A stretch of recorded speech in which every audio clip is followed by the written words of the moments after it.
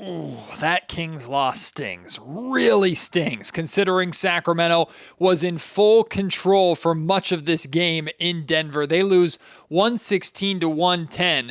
But allow me to be a surprising voice of optimism and positivity after this game. I'll share why right here on Locked On Kings.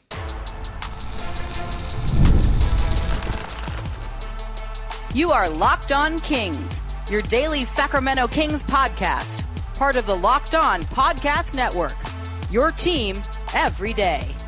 And now, ladies and gentlemen, it is that time for another episode of Locked On Kings. Hello and welcome into Locked On Kings, your podcast hub for Sacramento Kings coverage all season long. My name is Matt George. I have the privilege of being your host here. I'm a Sacramento sports anchor and reporter for ABC 10 News. And I know some of y'all are going, Matt, I can't freaking figure you out. You're pessimistic so much with this Kings team, but after a loss like that in Denver, where Sacramento was in full control for basically the entire game, only to fall apart in the fourth quarter. After that loss, you're positive? After that loss, you're going to bring an optimistic viewpoint to this podcast? Who the hell are you and what have you done with the real Matt George, right? There's a reason. There's a method for my madness. But yes, it probably is to some extent madness here on Locked On Kings. But there's truly a lot from this game that I'm feeling really good about. Don't get me wrong. There are plenty of things negatively that the Kings did that we're going to break down, especially in the second segment of this podcast. No doubt about it, this loss stings, right? It could have been your fifth straight win, right? You were in full control only to fall apart late, but listen to me here. It sucks, and every single game matters. And this is one of those games where if the Kings barely miss a top 6 seed, or maybe they finish 9th instead of 8th by a game, this is one of those games that we might look back on and go, oh, you had it, and that could have been the difference. I get it. But there's a reason why the Kings can afford this, right? This loss stings, but it doesn't kill. Because the Kings did their work ahead of time. They handled their business ahead of time on this road trip. They beat the crap out of teams they were supposed to, showed no mercy against the Mavericks, beat the crap out of the Utah Jazz, then had that very impressive win, pretty much without Domantas Sabonis, who hurt himself in the first couple minutes. That really impressive win in Houston to sweep the Rockets, right? So even with this loss, as painful as it is and as frustrated as those guys might be boarding the plane heading back to Sacramento tonight, they were coming home with a 3-1 road trip. They're coming home in a better position than where they left. And even though they don't have a long homestand coming up, they do have a lot of home games throughout the remainder of this month in March. And we'll talk about at the end of the podcast, or towards the end of the podcast, how this Kings team needs to take what they were on the road and bring it to the Golden One Center. Because if they do, you and I both know how well that crowd, how well the home fan base is going to react to the way that the Sacramento Kings have been playing and did play in this game. There was so much good from this game. The Kings are playing their best basketball of the season right now. And no, it's not because Domantas Sabonis is out. And no, it's not because Malik Monk didn't play tonight. Monk out with a sprained toe. Sabonis still nursing his hamstring injury. The Kings 100% would have been in a better position if both of those guys were playing. But the fact that they stepped up and fought and controlled this game as much as they did with two of their starters out in elevation against an established playoff team like the Denver Nuggets. I'm not trying to preach to you silver linings. I'm not trying to preach to you that you should be happy after this loss or anything like that, but I'm just saying there's a lot from this game that that Kings fans should be excited about, encouraged by, and like I just said, because of how the Sacramento Kings handled their business ahead of time, they could afford a tough, painful loss like this. It wasn't, imagine if they had lost to the Rockets, right? And they had the chance of a winning road trip And then it fell apart in the fourth quarter like this. Or imagine if the Kings had dropped a game to a team they should beat, like the shorthanded Dallas Mavericks or the tanking Utah Jazz, right? And then lost this game to end a road trip. We would be feeling like the difference between 3-1 and 2-2 on the road is monumental. Yes, it's just one game in the win column, but it's monumental in this tight Western Conference playoff race.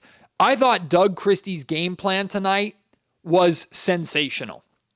I was ready to take the interim tag off of Doug Christie altogether during this game, right? The plan on having Keegan Murray guard Nikola Jokic right out of the gate so that Jonas Valanciunas, who got his second straight start for the Kings, could serve as help defense around the rim if Jokic chose to attack. Essentially, by putting Keegan Murray on Nikola Jokic and having Jonas Valanciunas guard Russell Westbrook, who, at least coming into this game, is not a good three-point shooter, that forced Denver to beat you from the perimeter.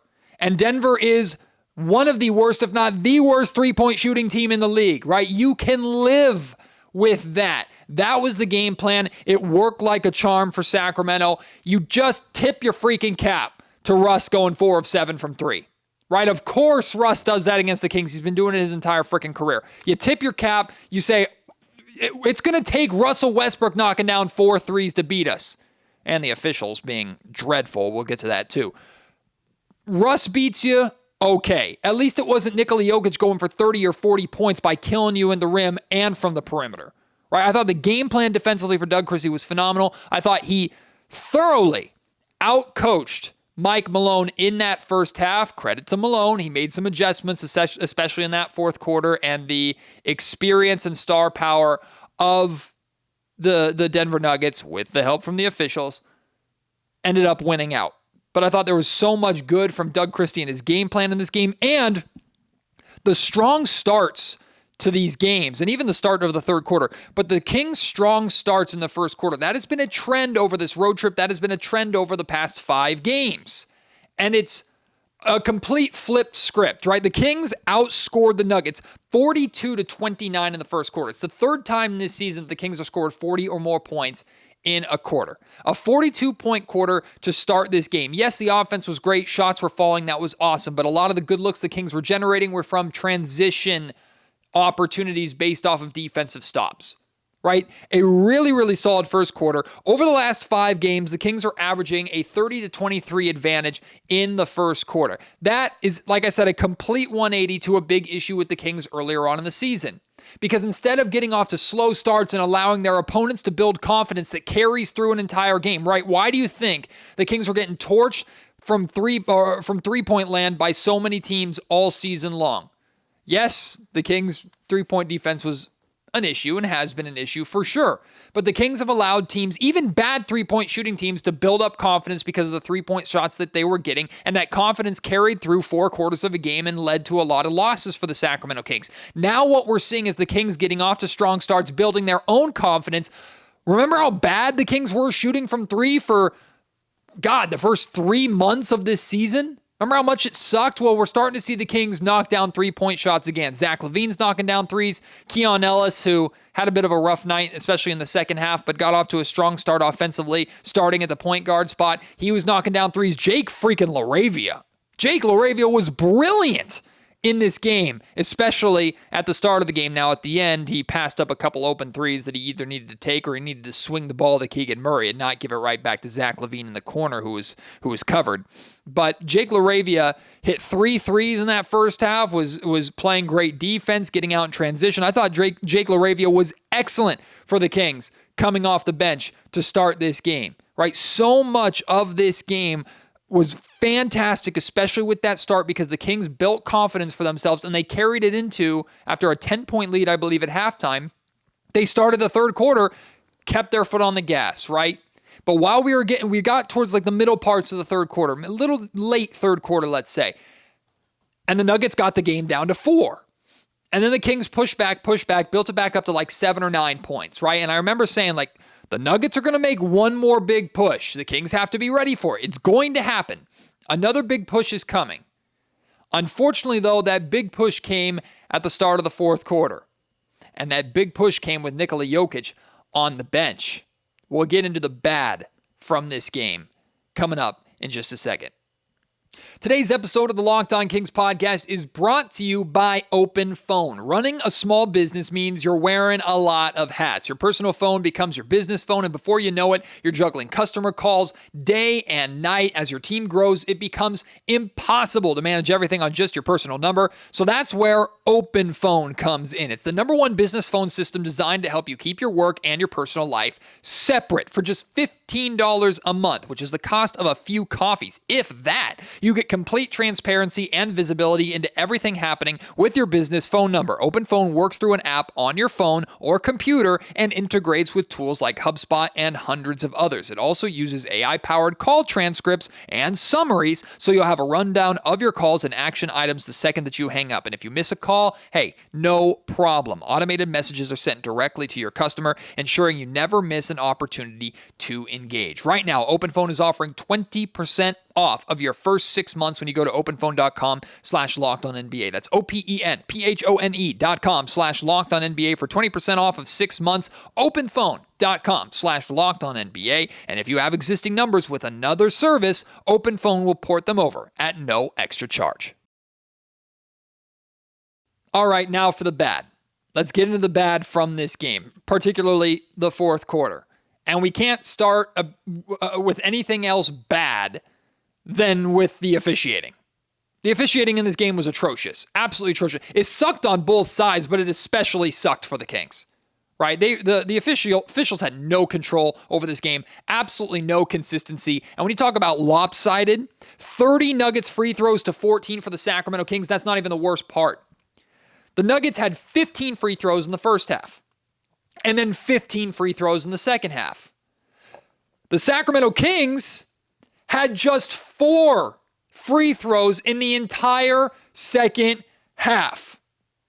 Just 4 free throws. DeMar DeRozan, who is an absolute merchant at drawing fouls and getting to the line, not because he flops and sells calls like he's freaking James Harden, but because how he shoots and how he plays, and with his pump fakes and all of his craftiness, he gets defenders to reach in and to hit the wrist or hit the arm, and his wrist and arm were hit multiple times, especially in that fourth quarter.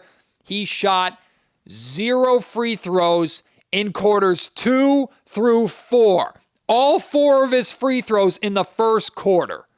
I'm sorry. That doesn't make any sense. Look, I'm not saying that you have to send DeMar DeRozan to the line 10 times a game, but DeMar DeRozan needs to be drawing at least a foul and receive a free throw over the final 3 quarters of this freaking game. Absolutely atrocious, the officiating. Absolutely atrocious. But now we look to the Sacramento Kings. We look past the officials because even with how bad the officiating was, and yes, 100%, the officiating allowed the Nuggets to get back in this game and ultimately win this game. 100%. But the Kings made a lot of mistakes too. First and foremost, and again, I know the officiating had something to do with this, but you allow an 11-2 run early in the fourth quarter. That push that I was talking about, you gave it up with Nikola Jokic sitting on the bench. That can't happen. Especially when you're as shorthanded as you are, missing 2 starters. That cannot happen. Defensively, you've been playing a really solid game. Offensively, you went ice cold. The Kings had 17 points in the entire fourth quarter. But a lot of their offense went cold because their defense wasn't generating stops and wasn't getting out in transition. We'll get more into the offense in the fourth quarter here in just a second. But defensively, the Kings did not do a good job containing the Denver Nuggets when their top star, Nikola Jokic, was out of the game. And then let's be honest here. I love the dude. I'm glad we got the opportunity to see him as a starter. I thought for the most part, Keon Ellis played really, really well in this game. Keon Ellis was trying to do way too much in the fourth quarter, and it cost the Kings. Now, is it Keon Ellis' fault that the Kings lost the game? No, absolutely not. Keon Ellis had back-to-back possessions where, one, he fouled the three-point shooter. He fouled Jamal Murray, which it sucks because the Kings have been fouling three-point shooters left and right really since Doug Christie took over. It's because they're trying to aggressively close out. Even Jonas Valanciunas, I think, fouled a three-point shooter at some point in this game. So welcome to the club, Jonas, I guess.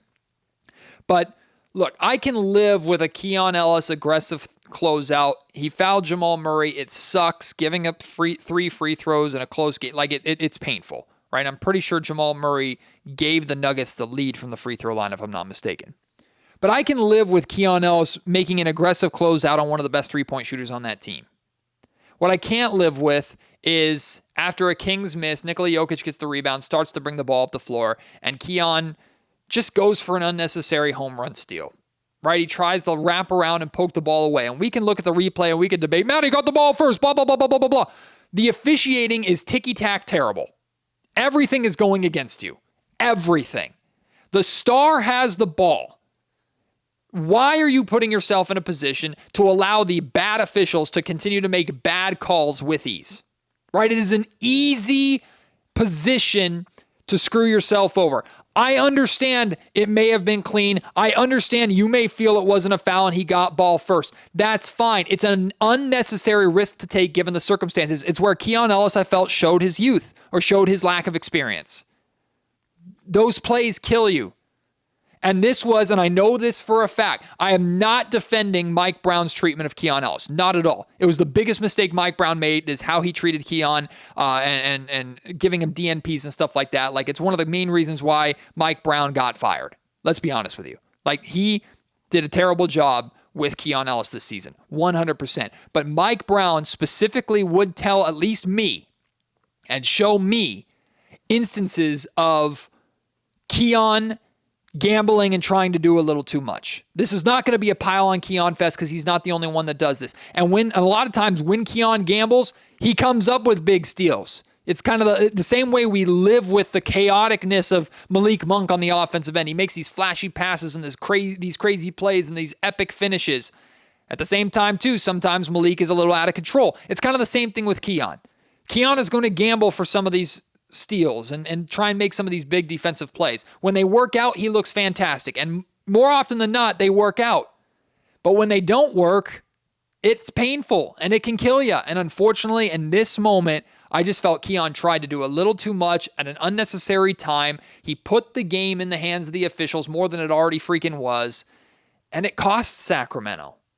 Again, Keon Ellis is not the reason the Kings lost.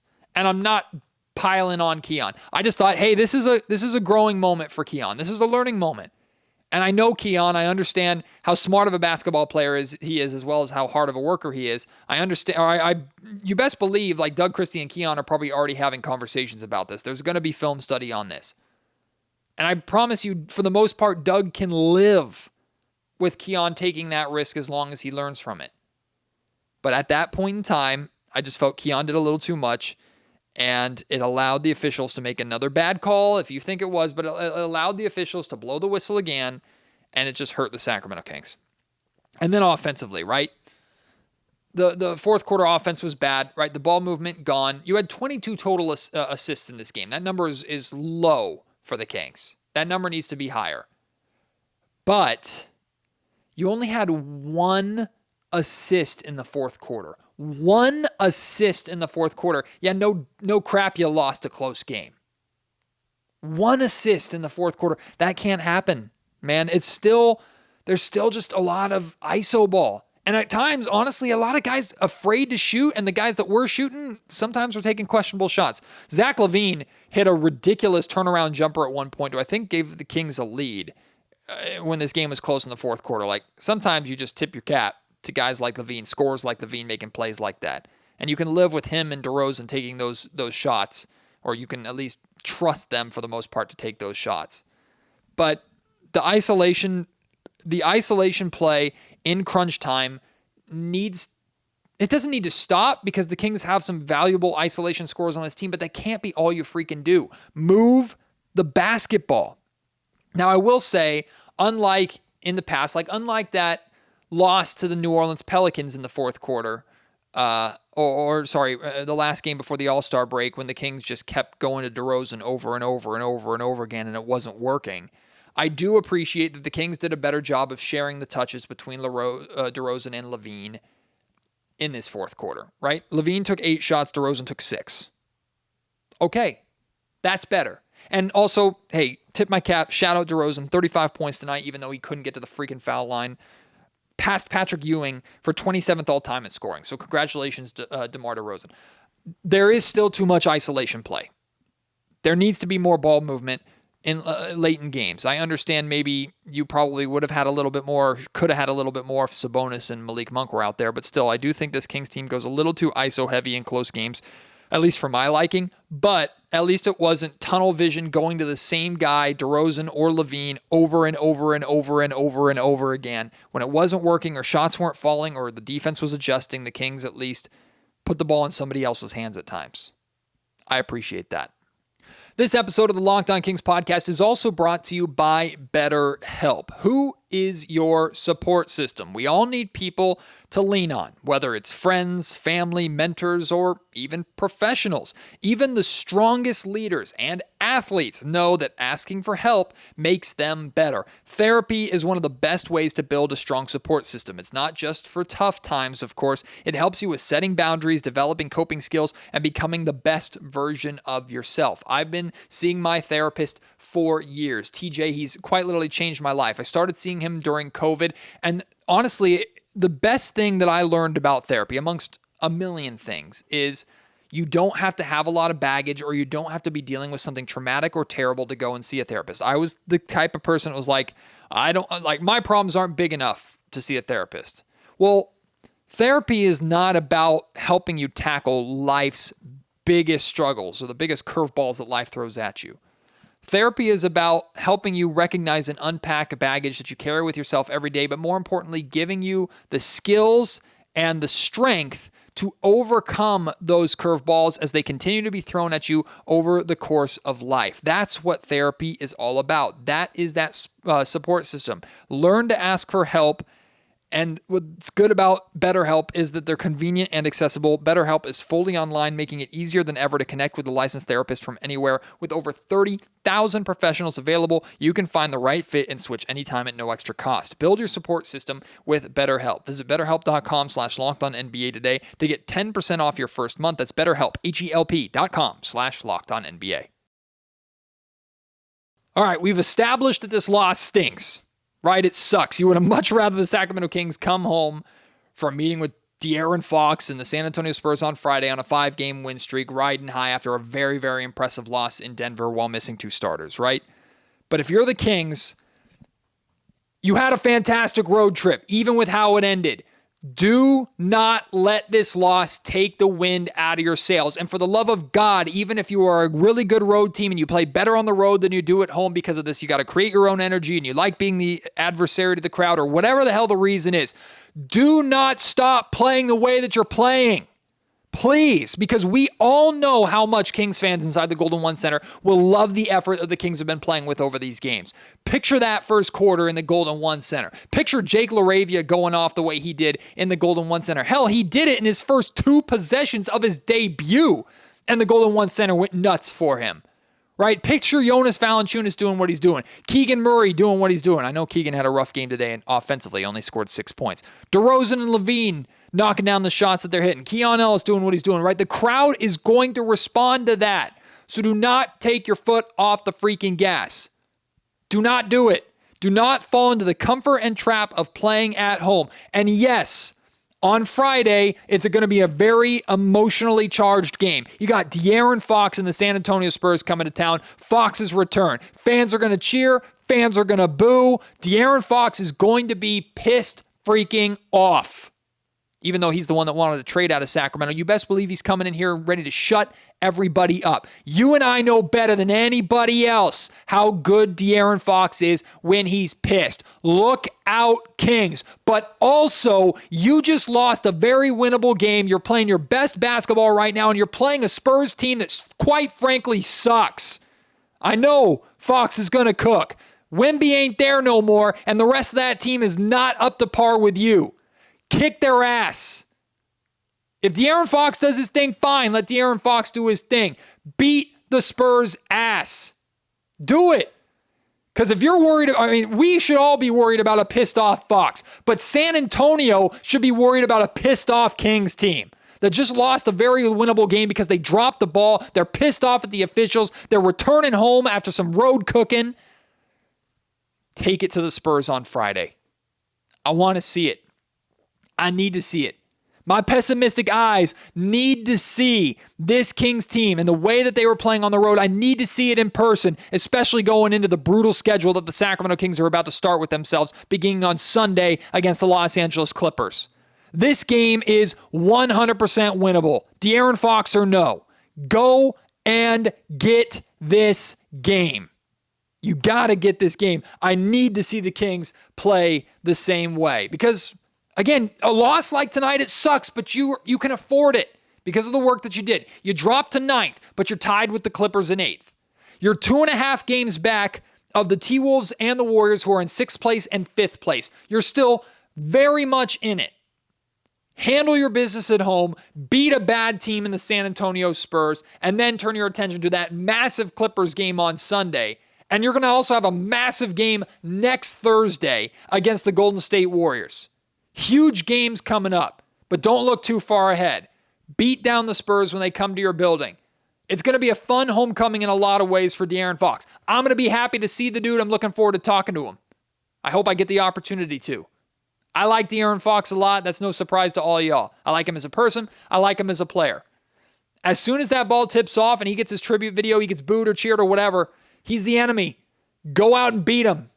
Faceless opponent. That's what Doug Christie is all about. Dap up Fox, say hello to him and everything before tip-off. As soon as the game starts, he is faceless. That is just an obstacle in your way. Don't jump over it or run around it. Run frickin' through it. That's what I need to see from the Sacramento Kings on Friday. I think Doug Christie has this team engaged, locked in. Like I said, they're playing their best basketball of the season right now. I'm excited. I'm cautiously pessimistic. I still need to see more, especially with this upcoming schedule. I bet you best believe we're gonna get back to pessimistic Matt George if the Kings lose on Friday to the Spurs, 100%. Even if Fox scores 60, I don't care. Actually, that'll make it worse. But I'm excited. I'm very intrigued with this team. I'm looking forward to seeing them in person on Friday. I'm also looking forward to seeing you on Friday. If you're going to be at the game, hey, hit me up. Let me know. At MattGeorgeSack on Twitter. I'm always at the top of section 105. That's the media section. So come through and come by and say hi. Hopefully it's a good night for the Kings. Tomorrow on the Locked On Kings podcast, my buddy from Sacktown Sports 1140, Chris Watkins, is going to join me. Of course, Chris and I are going to talk about and preview Fox's return, what we expect from that game. I'm sure Chris has some thoughts on this game tonight, how it ended, the job of Doug Christie. We'll talk about all of that and more on tomorrow's episode of Locked On Kings, so I hope to see you then. Until then, my name is Matt George. You've been listening to the Locked On Kings podcast, part of the Locked On Podcast Network.